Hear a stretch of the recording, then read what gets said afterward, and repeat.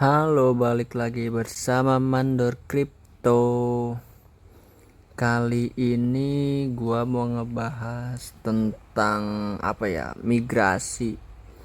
Migrasi pembaruan untuk PancakeSwap. Sebenarnya apa sih PancakeSwap ini dan kenapa dia harus migrasi ke versi yang baru, versi 2? Kalau dilihat di menu PancakeSwap sendiri, dia tuh menyediakan trade ya, liquidity pool, exchange, sama ada farms, ada pool, ada lottery, collection, dan lain-lainin. Tapi kebanyakan di sini kita gunain sebagai exchange. Jadi kita swap lah. Teman-teman tahu swap itu. Jadi kita menukarkan suatu koin untuk mendapatkan koin lainnya. Nah, sebenarnya kenapa sih harus kita berpindah migrasi? Oke, sebelumnya gue ngasih tahu dulu versi 2 ini kenapa disaranin migrasi. Migrasi ini hanya untuk pengguna atau user yang menggunakan LP atau liquidity pool. Nah, kan di sini bisa dilihat ya. You must complete migration if you want to keep earning from any PancakeSwap LP token and PancakeSwap farm. Jadi kalau misalnya teman-teman menggunakan PancakeSwap di mode di bagian liquidity pool atau farms, ini harus banget dipindahin ke versi yang terbaru dari versi pertama. Nah, ini sebenarnya nggak berpengaruh kalau menurut gue ya. Kalau misalnya udah gue kulik-kulik, ini nggak berpengaruh ke exchange atau di bagian swap. Misal ya, ini koin gue udah kebaca di versi 2 ya, versi yang terbaru, bisa dilihat yang paling bawah ini. Terus di sini ada versi 1 old. Nah, koin gue ini yang dari versi 1 old ini udah kepindah semua di versi 2. Tapi nggak tahu kenapa misal gue swap balik ya. Nah, kalau di Pancake versi 2 ini nggak bisa di swap. Tulisannya press impact to hide, ya kan? Tapi kalau kita misal balik ke versi yang lama, gue udah ngecek di versi yang lama itu nggak semua koinnya ada, jadi gue harus nge-add manual lagi dari ulang. Kalau misalnya teman-teman mau nge-swap, gue saranin ke versi yang lama. Efeknya kayaknya nggak ada, cuma kalau teman-teman mau nge-swap, gue saranin ke versi yang lama, karena kalau misalnya di versi yang lama nge-swap bisa tuh langsung bisa tulisan swap. Kalau yang tadi kan press impact to hide ya, entah itu dari sistemnya mereka masih belum stabil atau seperti apa, masih belum 100% sempurna di versi yang baru. Kalau di versi yang lama di swap bisa ini kayak gitu. Aduh, kebuka notif lain. Nah, di sini versi 2 itu sebenarnya digunain untuk teman-teman yang suka staking, farming, sama gunain liquidity poolnya. Itu wajib banget teman-teman pindahin ke versi yang terbaru. Caranya itu teman-teman harus ke menu yang di pojok kiri atas, terus pilih farm.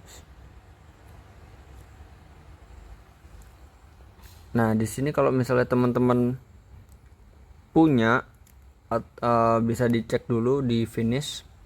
Nah, kebetulan gue nggak punya ya, gue lagi nggak nge-swap atau gue lagi nggak staking atau lagi farming, jadi gue nggak perlu pindahin. Kalau misalnya teman-teman punya, itu harus di unstack. Oke, di versi 1 itu harus di unstack, lalu kita pindah ke trade, habis itu ke liquidity. Nah, kita pilih yang versi 1 yang old, yang lama ya. Terus pindah ke liquidity ini. Nah, kebetulan juga gua nggak ada. Tapi kalau misalnya teman-teman ada, itu harus di remove 100% of liquidity-nya, di remove. Jadi di apa ya? Dibatalin lah. Dikeluarin dari proses liquidity-nya. Nah, setelah itu teman-teman balik ke versi yang baru, ke V2. Terus teman-teman harus klik yang liquidity, terus klik new ya. Kalau misalnya teman-teman udah terlanjur ada klik new, terus habis itu teman-teman pilih balik lagi ke menu farms,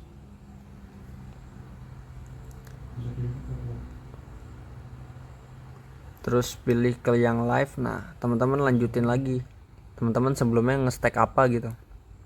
Nah, itu udah berjalan sama di continue aja gitu. Oke, sebenarnya penjelasannya itu nanti gua kasih deh, gue cantumin webnya, bisa teman-teman baca sendiri. Kalau kurang lebih yang gue baca ini, si PancakeSwap itu nyediain voting untuk apa ya, ada 4 pilihan gitu. Untuk trading fee-nya 0,22% semua. 0,22%-nya ada 2, jadi A dan B. Yang 0,25%-nya ada di C dan D. Nah, itu masing-masing ada rinciannya di breakdown gitu. Yang 0,22% itu yang A sekian sekian sekian, yang B sekian sekian sekian, ada breakdownnya. Nanti gue kasih linknya, bisa teman-teman baca. Nah, dari hasil voting itu yang kepilih itu yang D, yang big burn.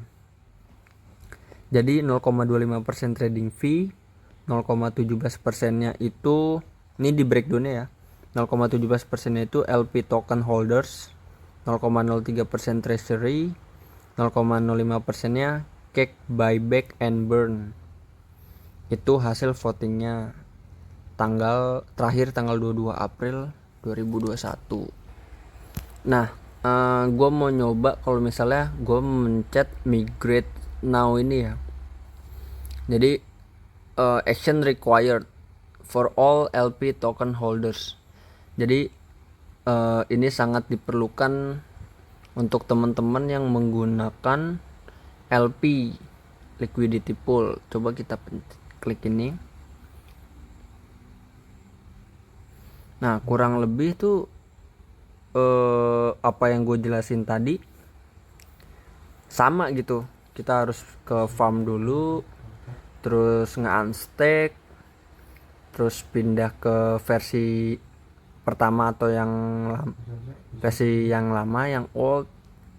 Terus kita remove, habis itu kita masuk lagi ke versi baru, di add lagi liquidity-nya. Nah, habis itu kita klik new, kita lanjutin hasil farming atau stacking teman-teman di versi lama ke versi yang baru, seperti itu. Itu hanya sebenarnya nggak usah pusing sih. Intinya adalah migrasi jaringan yang terbaru ini hanya untuk orang-orang yang menggunakan atau holders yang menggunakan fitur LP token farming dan staking. Untuk swap nggak ada pengaruhnya, paling pengaruhnya yang itu tadi aja. Gue ulangin lagi. Jadi swap kalau misalnya ini bisa dilihat ya, pastiin dulu teman-teman ininya udah connect ya, trust walletnya, dompetnya, sama dipastiin yang V2 atau yang V1. Kalau teman-teman mau swap, gue saranin balik ke yang V1 old. Nah, ini kalau teman-teman mau nge-swap, gue saranin pakai ini. Misal kayak gini ya, 0,05 ya. Kalau kita main di versi lama. Kalau misalnya kita balik ke versi yang terbaru,